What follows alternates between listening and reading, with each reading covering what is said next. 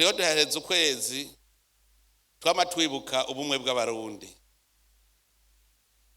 Burya natwokomera amashi Imana kuko yaradufashije kubona igihugu cyari cyaratatanye hanyuma kigasubira kikaja hamwe. Nibanga ry'Imana gusa. Je ndimwe mu babikurikiranye kuva ku ntango, ndemeza neza ko ari banga ry'Imana kubona twasubiye mu bumwe. Igihugu c'amata n'ubuki, twese twavuga tuti turiko tuja mu gihugu c'amata n'ubuki, nawe ati tukirimwo. Njana ndavuga ntumuhanuzi aravuze. Kuva uwo munsi natanguye kuvuga nti ubu rero ngira ngende ndirira Imana gushika imbwira igituma turi mu gihugu c'amata n'ubuki mugabo ntitukinezereregwe. Kubera iki tuvuga ngo turashonje turi mu gihugu c'amata n'ubuki, tuzorya tugahimba. Ugasanga umuntu ariko ari Dodomba ari mu gihugu c'amata n'ubuki. Ico gihe byaratumye ntangura kwiyumvira, nsoma ijambo ry'Imana ndabinyishu, none Mana ni kubera iki? Niho naca nsanga na bene Israeli barashitse mu gihugu barahemuka. Imana irashobora kuguha agakado keza cyane, mugabo ukayihemukira, aho gakadira kakwaka kandi ukabona gutya, ukakabura ukabona. Ndarondera none ni giki cabitumye ivyo ari byose turi mu gihano. Kubera iki turi muri cya gihugu mugabo tukabona umenga ntituri muri cyo? Kubera iki hari injyane? Niho naza kuraba ingene ihanga risenyuka. Icambere kugira ihanga risenyuke nuguha umugongo Imana. Imana umaze kuvuga uti ni wewe nkurikira, naho buri kitazi irakwereka. Umugambwe CNDD-FDD umaze kuvuga ukira umuharo ukavuga ngo Imana tuyihaye ubu niyiri imbere ikibanza niyo turayihebeye ico kibanza, ibintu byace bitumbera. Uwo mugambwe uwo muhari niwo wabikweze buke gushika Abarundi twese tuvyumva kumwe. Abakozi b'Imana iyo bavuze ikintu n'abahanuzi, muribuka tutanguye igikorane ca mbere c'umugambwe cyakozwe c'umugambwe ca mbere mu 2017, umukozi w'Imana nawe yabaye umuhanuzi aravuga ati mureregwa ibintu nimwe mubizanye. Iyo rero Imana wamaze kwibwira ko nawe usezeranye utarishize mu ngiro, ahubwo wewe ni uhanwa kurusha wa wundi atazi Imana, ni uhanwa.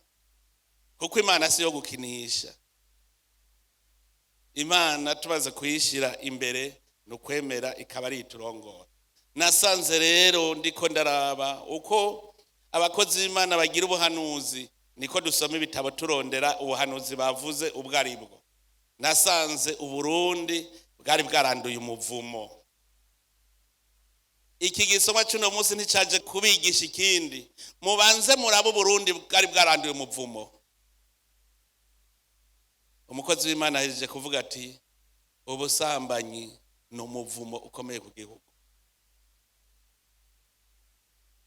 Imana ikintu cya mbere ku isi maze yashavujwe n'ibintu bibiri. Bwa mbere gusesa amaraso.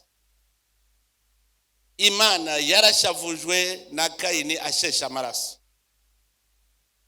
aravuga ati amaraso ya mwene nyoko iyo ariko araborogera mu kuzimu, ariko aramborogera nayumvise. Imana irahana Kayini. Amaraso, gukora amaraso y'inzira karengane no muvumo. Icya kabiri n'ubusambanyi. Umuvumo burya nitwe tukwega. Imana iravuga iti we ntidushobora gukorana, ntibikunda. Wewe uri ndongozi umenye ko ari wewe uri mboneza, ni ubabonera bose. Uvuze uti tuje hariya baca bagukurikira. Ubazimije rero ukabajana mu nzira idashika, umenye ko uba ukweza umuvumo.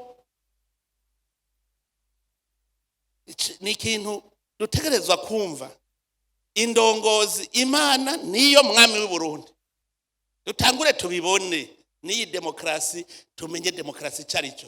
Ni intwaro y'abenegihugu iharanira abenegihugu nyene. Hari umugambwe mwumvisemo? Hari umugambwe mwumvisemo? Ni intwaro y'abenegihugu. Nukuvuga umwenegihugu wese abafise ijambo agaterera kugira igihugu cubakwe. Ntuvuga ngo wewe ziba. Ibintu by'igihugu bakabicunga bose yuko biriko bitunganywa neza. Hanyuma bitunganywa neza ku neza yande yabonyene. Iciza no kugira ubwo bumwe, tukagira urukundo, umwe wese akumva ko aramiwe. Hanyuma tugaca twifatira urugero twese turi mwibarabara rimwe gushika dushike. Igihugu cy'u Burundi ni twaba twaragisonzeyemwo, ni twaba twarangajwe muri cyo, abantu bakankana, abantu bagushikaho babibirara.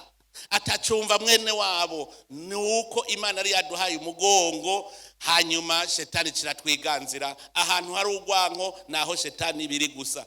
N'umuntu kazobona muvuze ngo mwankane, ngo ukamva akantu ko nyine ubwiye ngo naka ngo ndumva ndamwase, uzocumenya ko shetani yinjiye. Kuko uri kumwe n'Imana, Imana ibarondera ingene basubiza hamwe. Uguma ufise agatima ko kuvuga ngo mbega urya muntu twosubira kwicara hamwe gute. Ukumva ufise agatima gumo wumva wo mukwega kwega. Naho wazoyafashwe na shetani, we nawe ukagira agatima ko kumukwega kwega. Burya shetani murimwo irya daimoni izoneshwa gushika usanga mwasubiye kwegera. Ko Imana twayizanye tugatuzi ko twegamiye umugabo akomeye, kubera iki tutogendera mu Mana.